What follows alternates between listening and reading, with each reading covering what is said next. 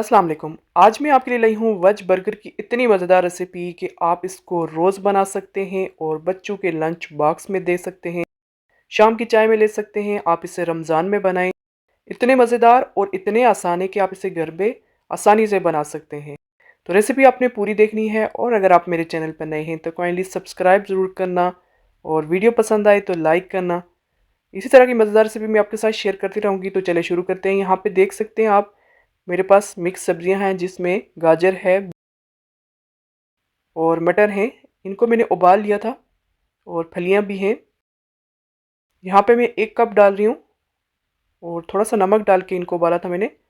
अब हम इनको मैश करेंगे अच्छे से।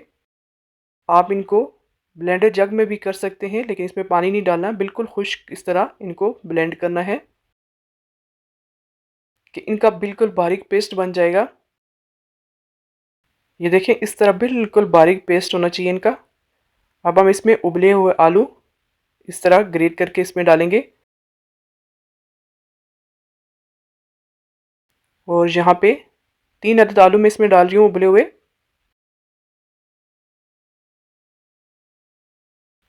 अब इसमें 1 चम्मच लहसुन का पाउडर डालेंगे,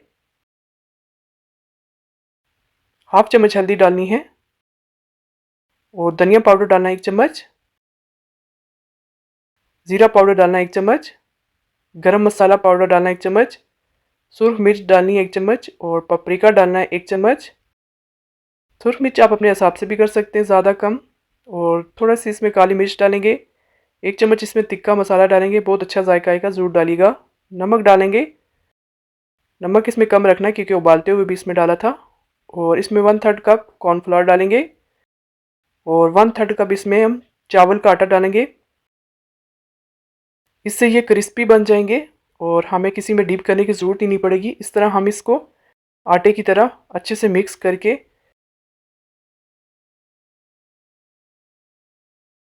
और इस तरह हम इनको बना के फ्रीज़ कर सकते हैं। जब चाहे आप इनको निकालें और गर्म करें। ये देखें, इस तरह होना चाहिए। अब हम इसकी टिक्कियाँ बनाएंगे। आपको जितना बनाना है ज़्यादा बना सकते हैं आप इसी तरह बनाइएगा, बहुत मज़ेदार बनेंगे। ये देखें, इस तरह एक लेंगे और इस तरह इसकी गोल बॉल बना के इस तरह गोल करते जाएंगे, परफेक्ट टिक्कियाँ बन जाएंगी। ये देखें, परफेक्ट हो गया। बाकी की भी हम इसी तरह सारे बना लेते हैं।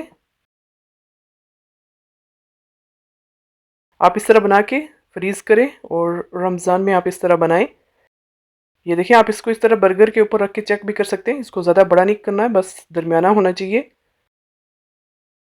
ये बन के ऊपर आप इस तरह रख के आप इसको चेक करें, उसके बराबर बना लें इसको। अब यहाँ पे हम इनको फ्रीज़ कर लेते हैं। इस तरह फ्रीज़ करें किसी डब्बे में रख के। इसके ऊपर दूसरा इस तरह कागज़ रखेंगे और इस तरह बंद करके फ्रीज़ कर लें। अब यहाँ पे हम इनको तल लेंगे। तेल को अच्छे से गर्म करके दोनों साइडों से इसको अच्छे से पकाना है। एक साइड से ये क्रिस्पी हो जाएंगे, ये देखिए माशाल्लाह। तो दूसरी साइड पलटना है, बस हल्की आंच पे इसको पकाना है क्योंकि सब्जियां और आलू पहले से पके हुए हैं। बस इसको क्रिस्पी करना है। ये आप देख सकते हैं माशाल्लाह एकदम परफेक्ट हो गया।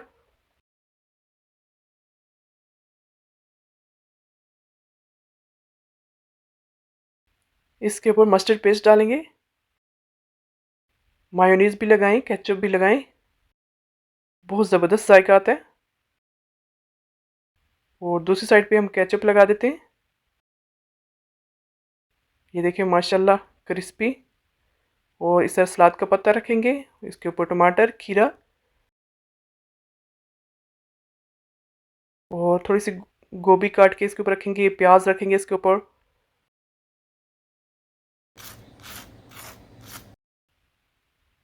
माशाल्लाह इतनी ज़बरदस्त है। और इस तरह आप स्लाइस वाला भी बना सकते हैं। गरम गरम इसके ऊपर आप स्लाइस रखें। ये देखिए माशाल्लाह इतना ज़बरदस्त है ये, इतना मज़ेदार और इतना आसान। आप इसे घर पे बनाएं, आपको बाहर से लाने की ज़रूरत ही नहीं पड़ेगी।